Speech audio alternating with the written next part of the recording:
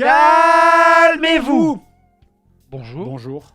Déjà, bonjour. À tous. Mais calmez-vous. Je sais que...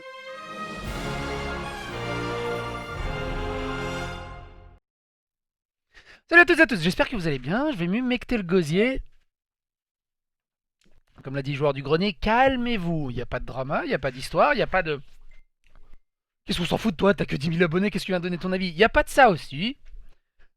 Every voice matter et pareil, donc... j'ai envie de donner mon petit avis également sur cette question de pourquoi YouTube l'ennuie, pourquoi YouTube m'ennuie. Est-ce que moi, YouTube m'ennuie?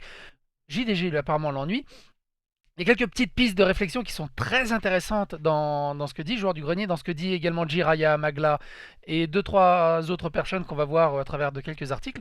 On va décortiquer un peu la rhétorique de... La rhétorique. Je regarde trop de vidéos de Viktorovitch. On va décortiquer un peu 2-3 passages en fait qui m'ont fait tiquer sur la vidéo de joueur du grenier. Pourquoi là ça l'ennuie?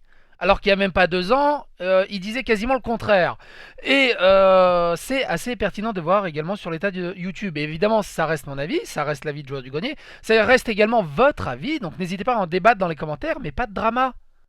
Et pas de dire ouais, ça c'est de la merde, lui c'est de la merde, lui il est bon, on s'en fout. Comme le dit joueur du grenier de ce côté-là, pas de drama. Et il explique. Donc tout le départ est parti un peu comme un feu de poudre en mode Squeezie, on vous voit. Bah là, joueur du grenier a dit juste... YouTube depuis un certain temps, je comprends plus pourquoi les gens ont l'air de surkiffer certains types de vidéos qui, moi, me laissent totalement froid malgré une débauche de moyens humains et matériels. Ça craint.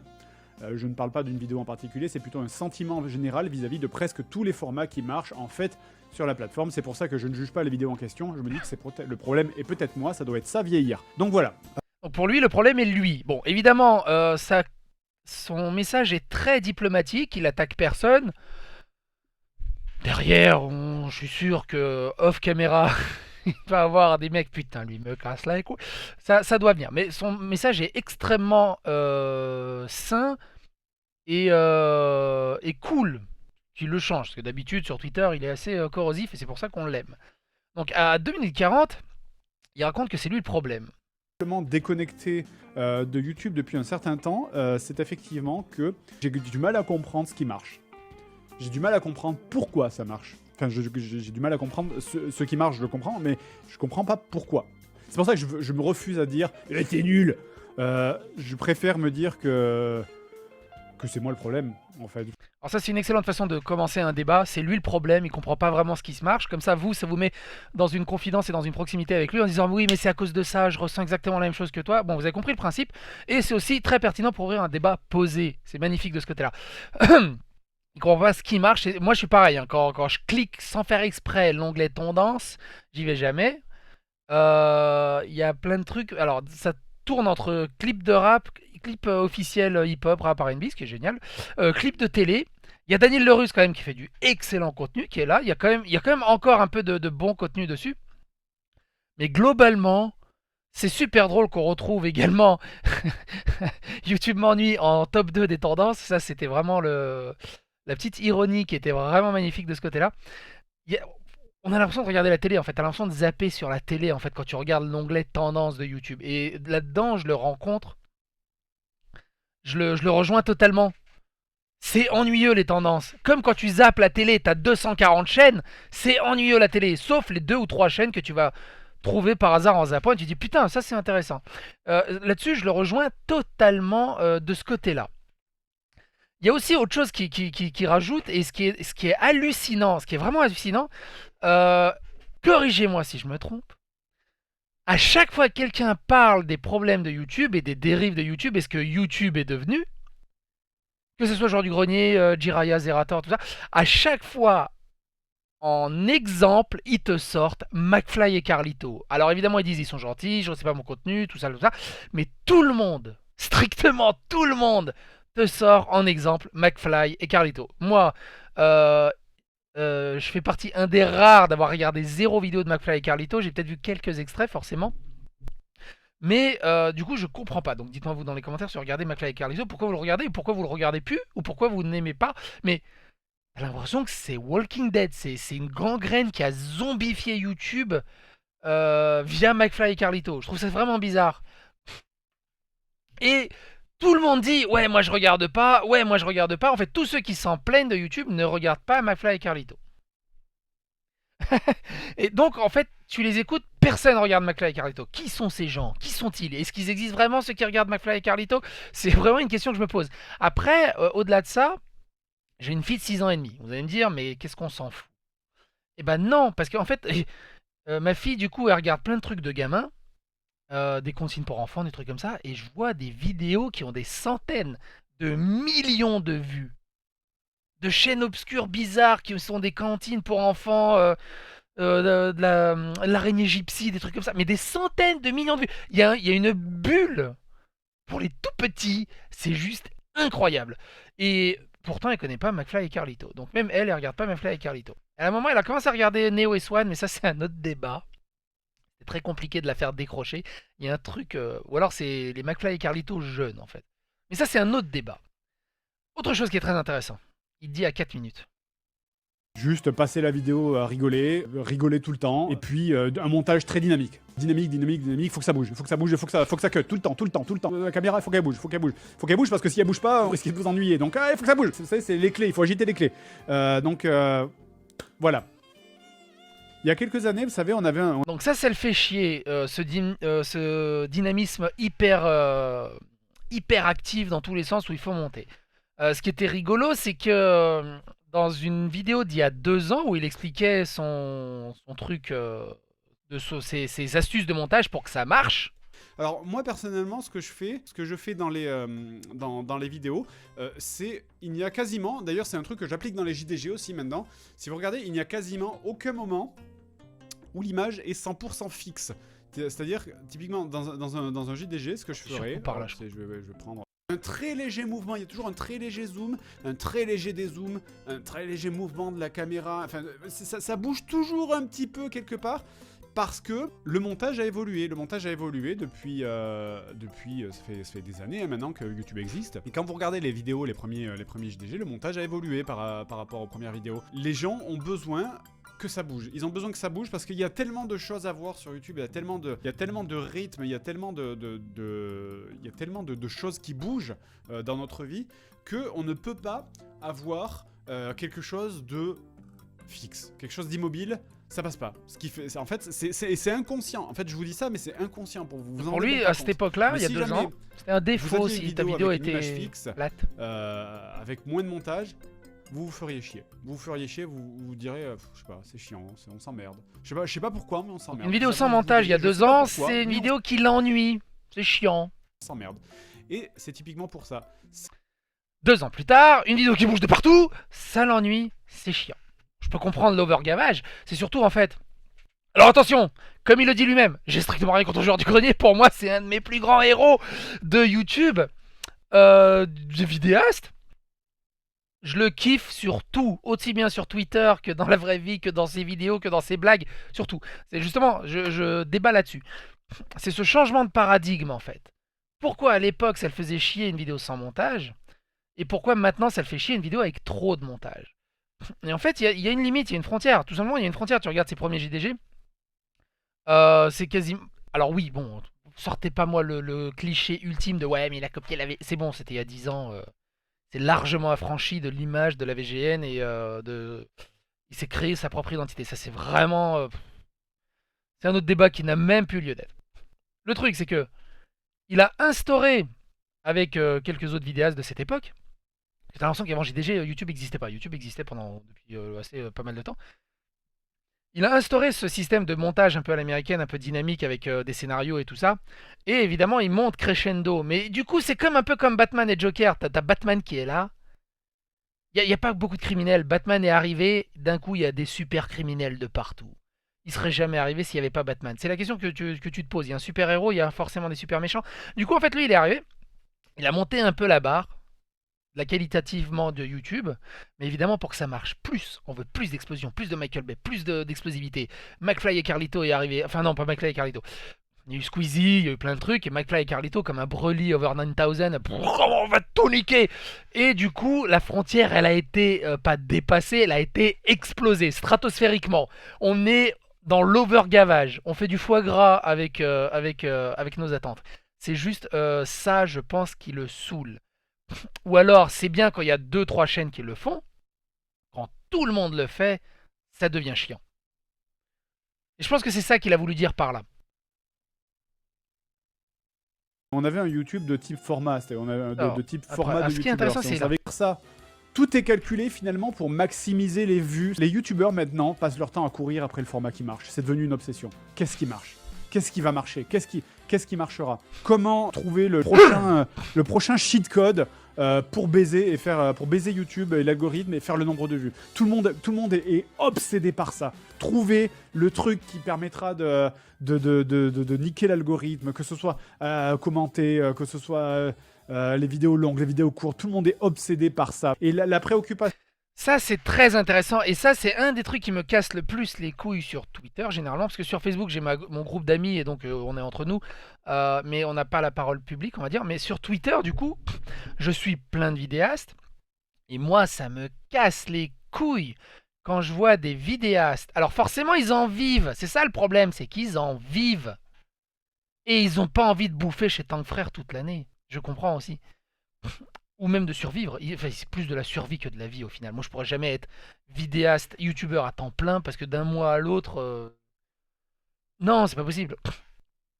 Et le truc là-dessus, c'est ce que j'allais dire, c'est sur Twitter. Moi, ça me casse les couilles. Et vous allez me dire si vous aussi c'est exactement pareil. De ces vidéastes qui disent ah j'aimerais bien faire cette vidéo. Et donc il fait ah je peux pas faire cette vidéo, je vais plutôt faire celle-là, elle est plus dans les tendances. Ou alors à votre avis pour la prochaine vidéo, qu'est-ce qui marcherait actuellement comme mot-clé ou comme jeu pertinent pour faire plus de vues? Mais ta gueule! Ta gueule! Fais ce que t'as envie! Et ça me fait chier, parce que d'un côté j'ai envie de leur dire ta gueule, tu les attrapes par le col, mais fais le jeu que t'as envie, même si c'est un vieux jeu obscur sur Amiga, fais-le! T'es pas obligé de te faire Death Stranding juste parce que c'est le jeu du moment. Alors que tu détestes ce genre de jeu. Parce qu'il y a ça aussi, il y a des gens qui font les jeux en fonction de la hype du moment, même si c'est pas leur type de jeu, mais il faut le faire dans la hype du moment. Et ça, c'est extrêmement casse-couille.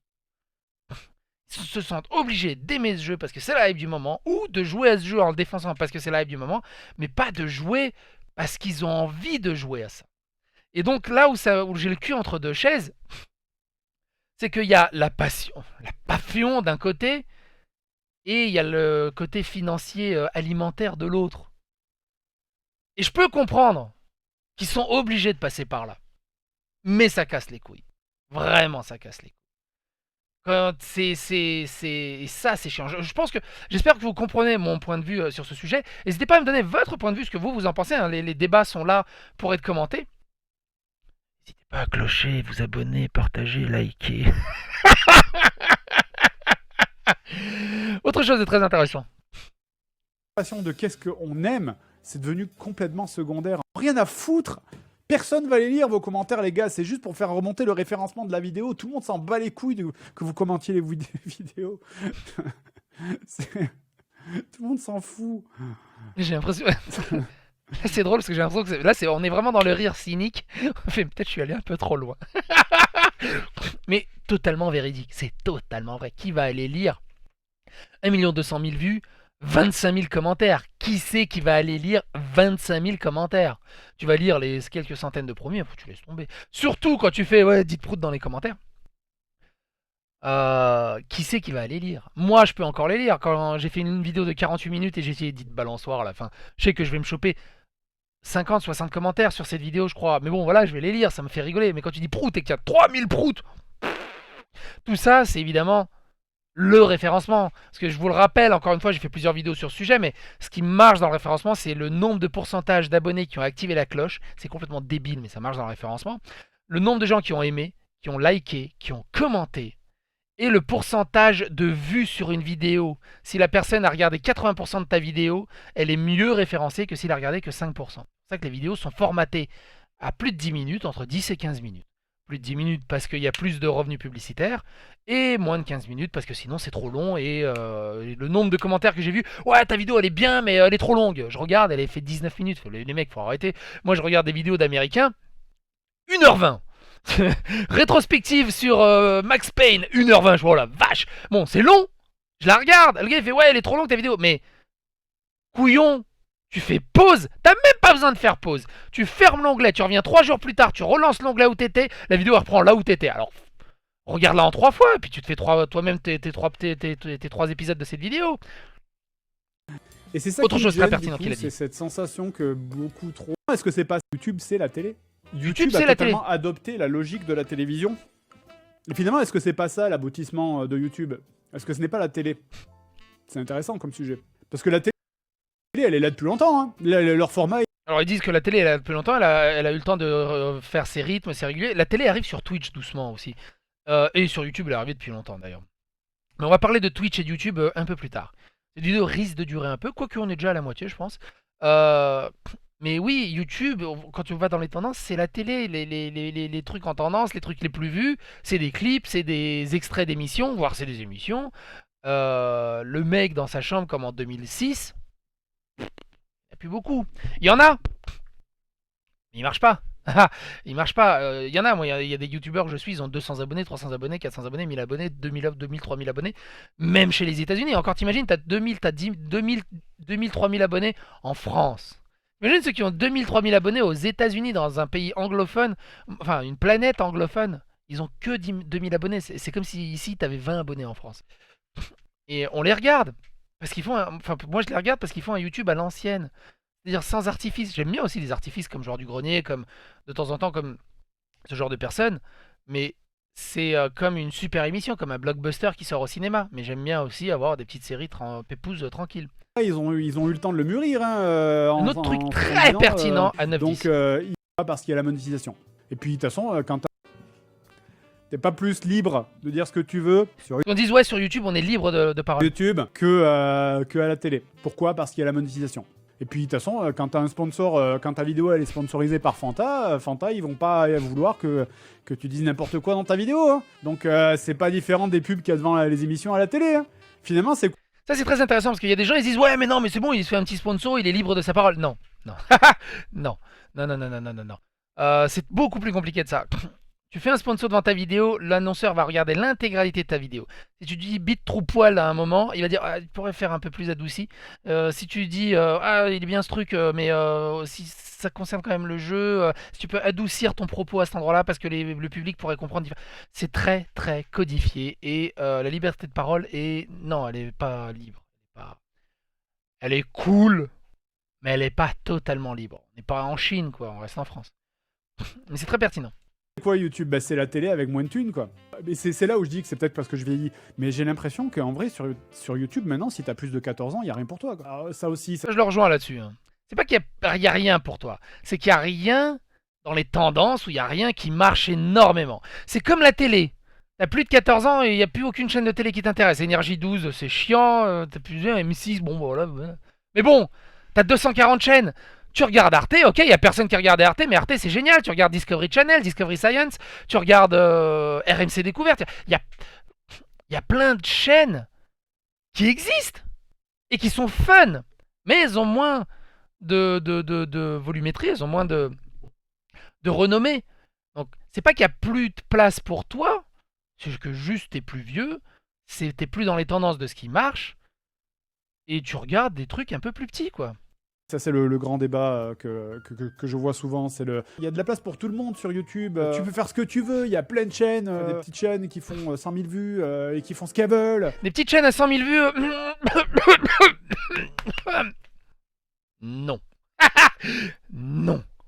Non, non, non, non, non. Tu regardes Mission Retro Gaming, il fait pas 100 000 vues. C'est une micro-chaîne. Au bout d'un moment, non.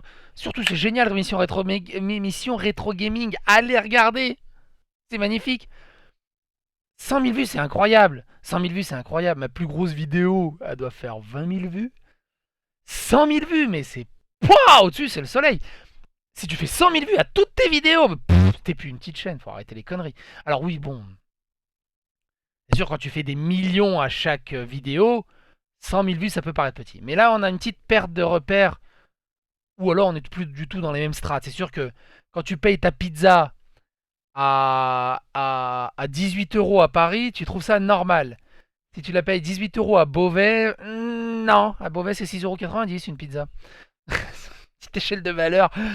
qui est perdu. Ouais, alors ça, c'est l'argument facile. Ça. C'est facile de dire ça quand toi, tu fais le format qui marche. Quoi. C'est ça le truc, c'est qu'il y a Et une ça aussi. réalité économique derrière après. Quoi. Pourquoi vous pensez que tous les gens se jettent dans les formats qui marchent? C'est les gens, ils ont besoin de vivre aussi. Vous savez, vous entendez souvent des gens dire « Ah, mais nous, les youtubeurs, on n'est pas en concurrence. » Mais ça, c'était vrai il y a 5 ans. Maintenant, c'est fini. Alors, je sais pas ce qui se passe il y a 5 ans. Tout le monde donne l'exemple d'il y a 5 ans, mais il s'est passé quoi il y a 5 ans?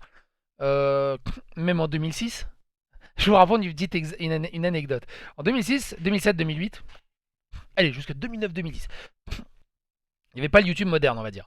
On faisait des vidéos rétro gaming, j'en faisais aussi.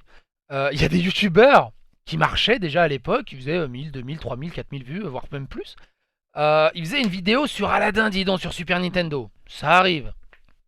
Évidemment, c'est une légende. Et bah, 2 semaines plus tard, il y avait une autre chaîne rétro gaming qui faisait une vidéo sur Aladdin. Ouais, connard, t'es en train de me copier mon contenu, voleur, tu veux grappiller mes abonnés. Il y avait déjà, c'était déjà, même au tout début, c'était complètement débile, mec. C'est Aladdin, c'est un monument du jeu vidéo. Si tu fais du rétro gaming, t'es obligé de faire une vidéo sur Aladdin à un moment donné. Donc tout le monde est en concurrence, c'est vrai depuis le début. Clair. À 11h25, un truc intéressant.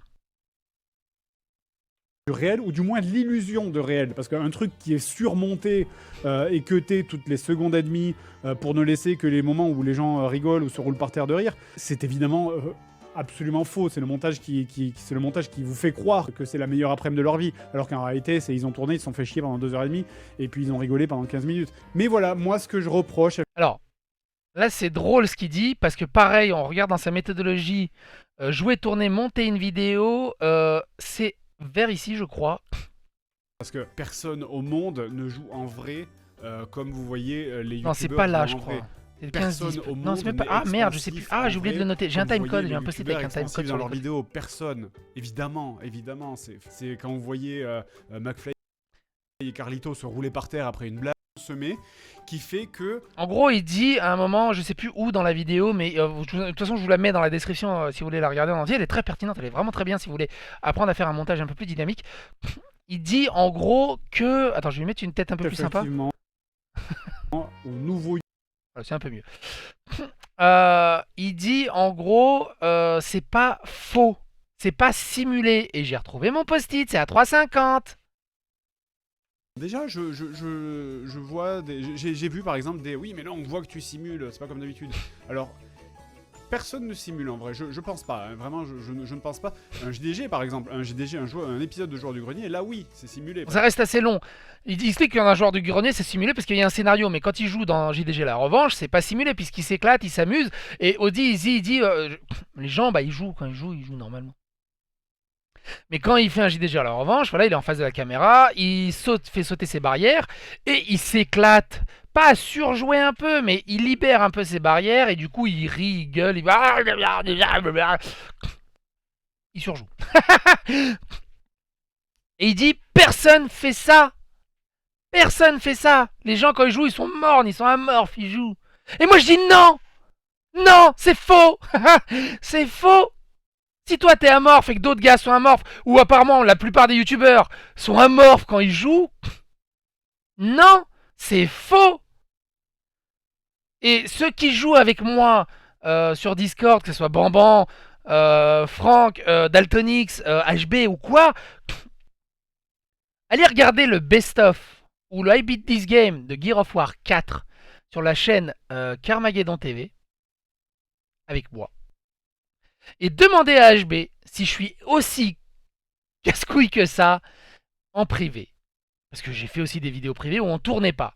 Et moi, dites-moi vous dans les commentaires, mais moi, je suis strictement identique devant la caméra et quand la caméra est coupée. Je surjoue pas, je joue pas, c'est moi-même. Daltonix pourra vous confirmer. On a des soirées mémorables et à chaque fois il me casse les couilles. On dit putain, t'aurais dû streamer, c'est génial ce qui arrive. C'est des mémoires qui resteront intemporelles dans ma tête, mais que personne ne verra jamais. Mais non, c'est faux quand il dit que on joue de manière amorphe, mais quand la caméra tourne, on surjoue un peu, on met un peu de forme et tout, on parle un peu. Mais non. Enfin, du moins moi, je suis comme ça dans la vraie vie.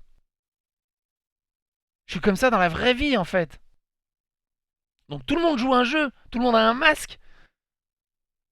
Parce que Et ça, je l'aime pas trop. La manette, elle est pas branchée, quoi, en fait. Quand je fais un JDG, j'ai pas. Ou alors je lâche un petit merde. Parce que personne au monde ne joue en vrai comme vous voyez les youtubeurs jouer en vrai. Personne. Alors, il y a des youtubeurs, ils abusent. Hein, quand ils montent sur sa chaise et tout, qui se roulent par terre, non. On est d'accord. On est d'accord. YouTube actuel qui cartonne, que vous voyez dans les tendances, et que tout le monde essaye de copier pour soi-même atteindre les tendances, c'est que tout est trop parfait, tout Et est ça, trop je le rejoins pensé, là-dessus. tout est trop réfléchi, tout est trop calculé pour attirer les gens et pour faire des vues, et forcément, ben, Alors ça, je suis totalement d'accord avec lui. Tout le monde s'est professionnalisé, enfin, sauf moi. tout le monde s'est professionnalisé, tout le monde utilise les mêmes recettes. Donc, ce qu'il disait il y a 2 ans, je vais pas vous repasser l'extrait, il faut faire du montage dynamique parce que c'est ce qui marche et tout ça. Quand tout le monde le fait, c'est chiant. Tout est trop parfait, tout le monde s'est professionnalisé, tout le monde a des putains de caméras, tout le monde a des putains d'éclairage, tout le monde a des putains de montage vidéo. Le montage vidéo est devenu tellement simple. Ça prend du temps, mais c'est devenu tellement simple comparé à avant. Mais non, c'est... Enfin, je comprends son ras-le-bol. Ça me revient un peu il y a très longtemps. Diablo X9, qui était au top niveau du YouTube Game, a dit, au moment où les cartes d'acquisition commençaient à se démocratiser, parce qu'à l'époque c'était la chienlit pour capturer ces jeux vidéo, donc au moment où ça s'est commencé à se démocratiser, où il y avait de plus en plus de youtubeurs déjà à l'époque, Diablo X9 a dit, au moment où tout le monde fera des vidéos, il n'y aura plus personne pour les regarder. C'est mangé un drama à l'époque. C'était juste phénoménal. Ouais, il protège son bout de gras, ouais, il veut pas qu'on le concurrence, mais c'est vrai. Au moment où tout le monde a fait des vidéos, regarde Mixer, tout le monde en simple clic peut faire des vidéos. Il y a 2 viewers en moyenne par chaîne. Twitch, c'est un peu plus compliqué de streamer sur Twitch. Il y a plus de viewers. Bon, il y a aussi d'autres algorithmes qui rentrent. Ne me faites pas dire ce que j'ai pas dit, ne lisez pas entre les lignes, il y a d'autres algorithmes qui rentrent. comme il y a une recette idéale qui marche, eh bien on se retrouve à avoir 50 chaînes qui font le même format parce qu'il se trouve que c'est le format qui attire des vues. Et au final, au fur et à mesure que les moments c'est où vrai, les c'est gens totalement rigolent ou se roulent par terre de rire... Alors, ce qu'il disait au niveau, juste je reviens vite sur ce qu'il dit, c'est vrai qu'un montage dynamique te fait rire sur un truc qui n'est absolument pas drôle. Par exemple, j'ai regardé des... Il y a un duo que j'arrive pas à trouver drôle. J'ai rien contre eux, ils ont l'air très gentils comme garçons, c'est Link et Terracide. Link et Terracide sont très gentils, mais leur humour... Alors, si vous connaissez Carmageddon TV, si vous me connaissez moi, j'ai un humour à peu près corrosif, cynique à la joueur du grenier, on va dire. Link et Terracide, c'est un humour un peu bobo parisien. C'est-à-dire que il y a rien de drôle. Enfin, pour moi, il y a strictement rien de drôle. Mais j'ai pouffé de rire à certains de leurs montages parce que le montage était dynamique. Ils disent une blague, mais c'est même pas une blague, c'est une phrase random. Il y a leur petit personnage qui fait une tête à la con. Il y a un petit tac de l'écran. Pouf, c'est drôle. Et je me dis, merde, si Link et Terracide avaient vraiment du talent et vraiment de l'humour, mais ça serait la meilleure chaîne de YouTube, on se pisserait dessus toute la journée. Et en fait, c'est juste des gars random qui sont très très bons au niveau montage et qui leur donnent une aura incroyable. Et ça, c'est pour ça que j'accroche pas, parce que mine de rien, je suis relativement insensible au montage. Si ça coupe de partout, il y a des explosions et tout, ça me fait rire. Mais ce qui m'accroche, c'est aussi le fond, c'est surtout le fond de la blague. Et quand il n'y a rien sur le fond, ça m'accroche pas, quoi. Ça m'accroche pas. Je sais pas vous ce que vous en pensez, les commentaires sont là, vous pouvez récupérer le timecode de chacune de mes vidéos et n'hésitez pas à débattre ou à prolonger l'argumentation. Absolument faux. Un truc autre chose qui on arrive vers la fin de la vidéo. Ça fait longtemps qu'on est là, donc on voit très bien quel type de vidéo fonctionne, on voit très bien ce qu'il faut faire pour que ça fonctionne, on voit très bien quel gimmick, quel style de montage, quel caractère ou quel masque il faut mettre sur la tête pour... C'est ça qui m'a fait tiquer. Quel masque il faut mettre sur la tête pour réussir sur YouTube. Parce que mine de rien, je fais des vidéos depuis 2010. J'ai fait énormément de conventions, j'ai rencontré pas mal de gros vidéastes, des petits vidéastes en tout genre.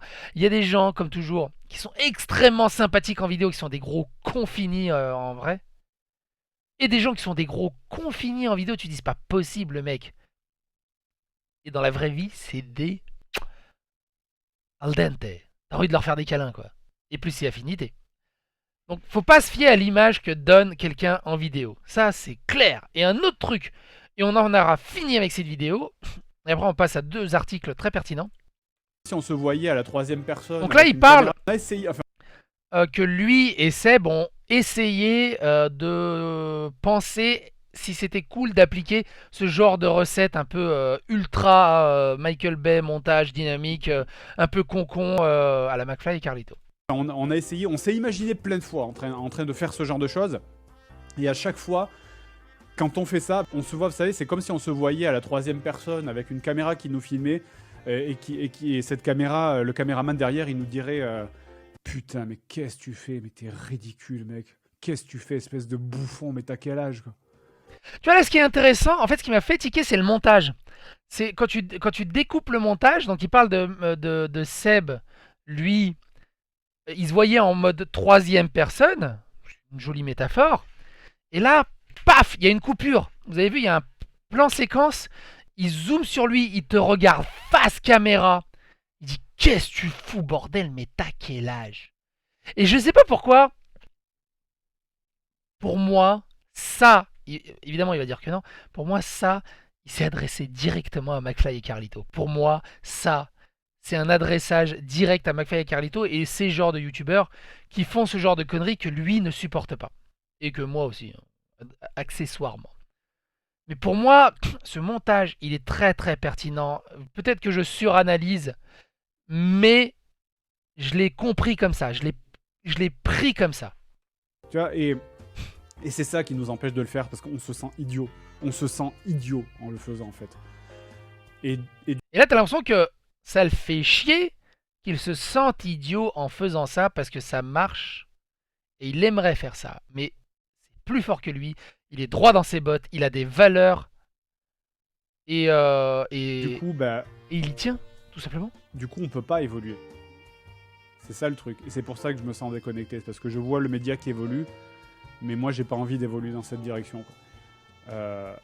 Bref, voilà, après, j'ai pas à me plaindre, hein. Je veux dire, je gagne très bien ma vie, donc il a pas de problème là-dessus.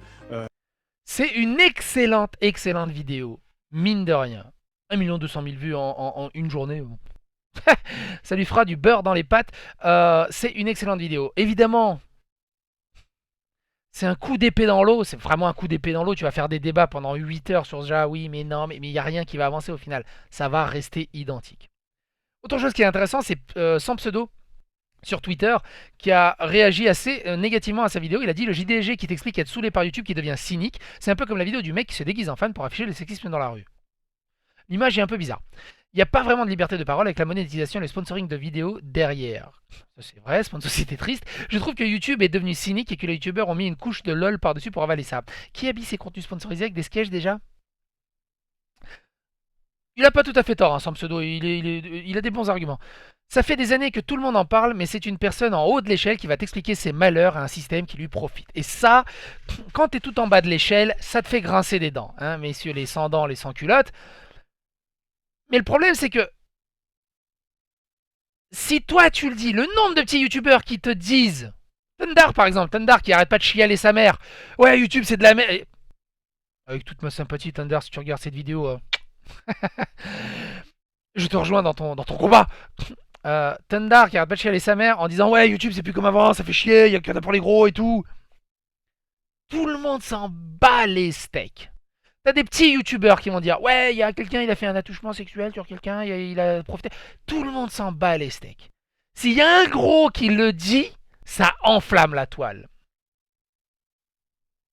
Ça marche comme ça. Ça marche comme ça. Qui se souvient de Stairway to Heaven?